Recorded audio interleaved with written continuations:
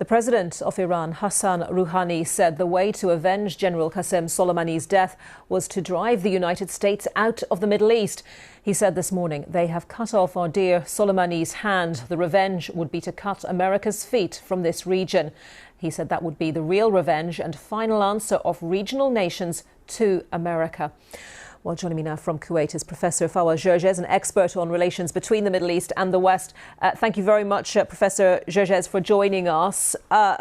This attack on the air bases was very much and very deliberately so from Iran. No hint of a proxy carrying out this retaliation on its behalf. But will there be more? Because will the hardliners say that this is not enough to avenge General Soleimani's death? Well, I think what I see is that both sides, the United States and Iran, are trying to climb down from the tree.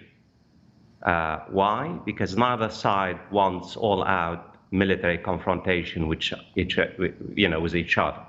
The Iranians have made it very clear from day one, after the assassination of Soleimani, they do not really want all-out war with the United States.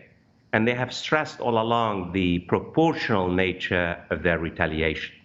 They have never said that they were going to really somehow escalate beyond any kind of proportional response.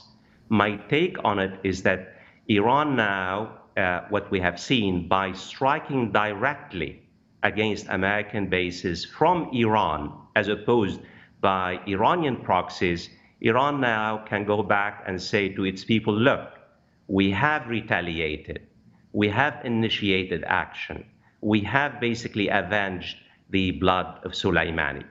This does not really mean at all that Iranian proxies will not wage a relentless attacks against the United States, even though Iran itself might not really basically strike further against American forces.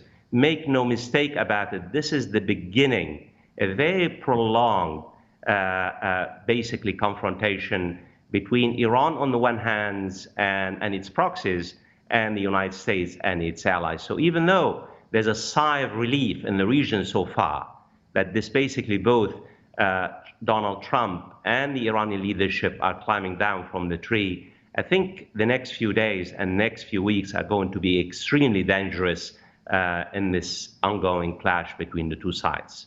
And we wait to get a full report of exactly how much damage has been done to those bases, whether there are any casualties. What role do you see European nations who are trying to, bridge that gulf between Iran and the US? What role do you see them playing? And do you think they can bring some influence to bear either on Iranian actions or on the actions decided by Donald Trump? I think this is a very, very important moment now. It seems to me that we have basically overcome this particular cycle of escalation so far. It seems to me now you need adults in the room.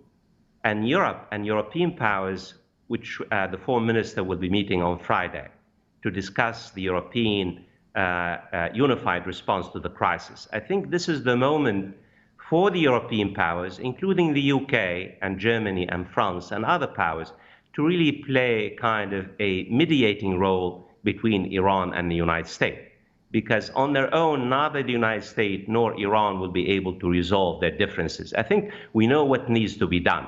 What needs to be done is that basically preserving the nuclear deal, which President Trump pulled out unilaterally from it in 2018, trying to basically lift the economic sanctions, the Donald Trump sanctions, which he has imposed again unilaterally against Iran. I mean, again, for your own viewers, what we need to understand about this crisis, this is a man's-made crisis. It really is Donald Trump's crisis. He manufactured the crisis by pulling out unilaterally from a nuclear deal that was signed by his predecessor, Barack Obama, and the European powers and Russia and China.